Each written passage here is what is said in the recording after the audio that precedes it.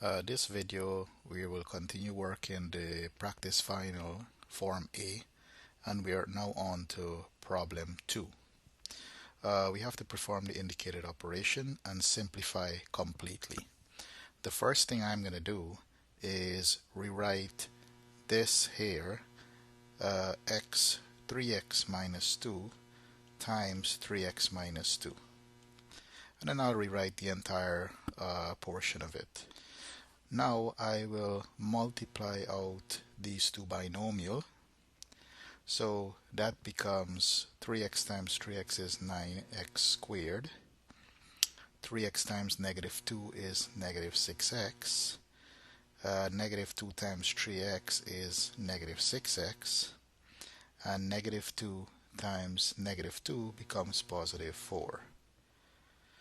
I'm going to also multiply these two binomial, so that will give me minus 3.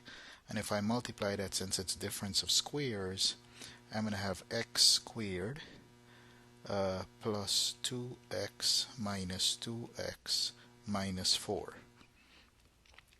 Now I'm going to simplify or combine like terms. So we have 9x squared minus 12x plus 4. And then I bring down the minus 3 and simplify the inside the parentheses, which we know is going to be work out the difference of squares. Now what I'm going to do is distribute that negative 3 to the inside of the parentheses. So we have 9x squared minus 12x plus 4 minus 3x squared plus 12. And now we combine like terms. So notice the 9x squared minus 3x squared will give me 6x squared. The negative 12x, there's no like term with that, so minus 12x. And then I have a positive 4 and a positive 12, which give me positive 16.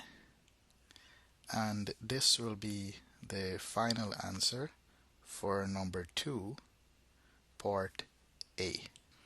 We'll now move on to problem 2b.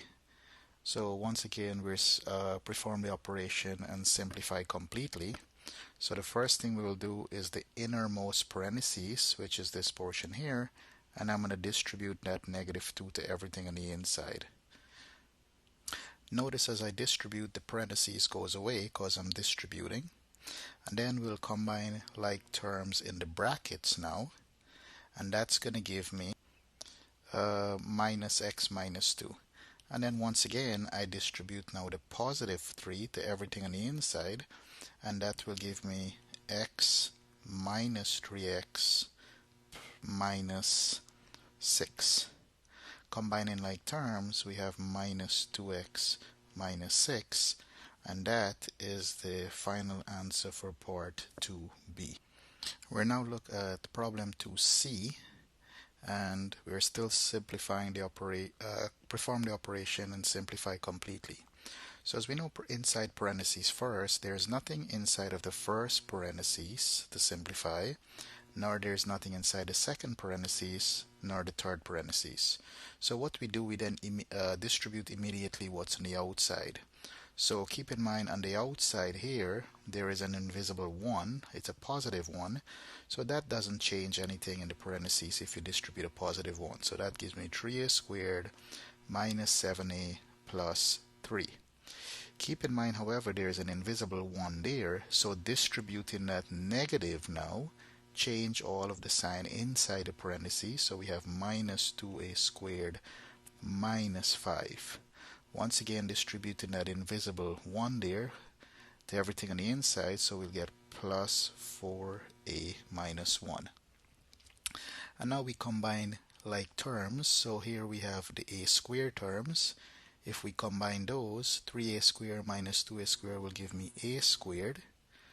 We have the a terms, minus 7a and plus 4a. So minus 7a plus 4a will give me negative 3a. And then the constant term, we have a positive 3, a minus 5, and a minus 1. If I combine positive 3 and minus 5, that gives me negative 2. Negative 2 minus 1 will give me negative 3. And this would be my final answer for part 2C. For question 2D, we're performing the operation, and you will notice that we are multiplying two parentheses here, so there's an invisible multiplication there.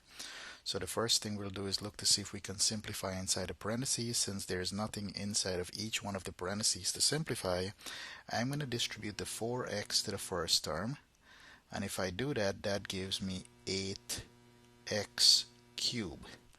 And then I distribute the 4x again to the second term in that parentheses, and that will give me minus 20x squared. And then I distribute the 4x to the third term in that parentheses, and that will give me a positive 28x. There's nothing else to distribute to the 4x, so now I move to the negative 3. So negative 3 times 2x will give me negative 6x squared. Negative 3 times 2x squared. And then if I do negative 3 times negative 5x, that will give me a positive 15x. And then finally, the negative 3 times the positive 7, and that will give me negative 21. Combining like terms, there is only one x cubed term, so that becomes 8x cubed.